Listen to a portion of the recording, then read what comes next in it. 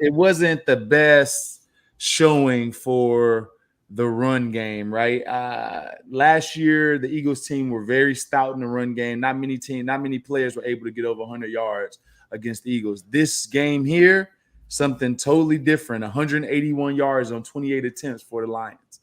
28 attempts, 181 yards. They gave up touchdowns. What do you make of DeAndre Swift, 144 yards on almost 10 yards a carry? That's insane. That's insane. Did you hear me, everybody? I said on 10 yards a carry. This is crazy. This is not the NFL that I know of. Now, let's get into it. Is it gap integrity? Is it tackling? Is it guys in new positions? Tell me about it. What do you think? This is what I look at when I look at the game. My first initial mindset, okay, it's game one. Tackling is always going to be an issue game one. Gap integrity is always going to be an issue game one. I think the game plan that the Lions came into the game with, I think it was very good. In my opinion, I feel like they said, you know what?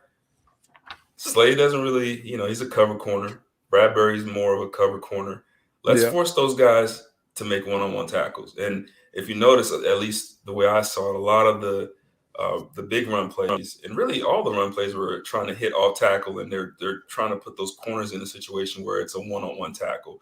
And, moving forward, you got to have your safeties having, the proper gap integrity, but you got to have some corners that are going to come up and make a play, because a lot of times teams will scheme it up, and there's going to be a long year for those guys if they're not, nipping that in the bud and making sure that, hey, listen, I know I'm a corner. I don't like to tackle every time, 10 times a game, one-on-one with DeAndre Swift. So if you guys want that at the end, you're going to have to put a kibosh to it. So get those guys coming down and more aggressive versus the run. And I think the linebacking core, even though I think they did much better than they had previously, they need to learn to get off blocks and get to the football a little bit better.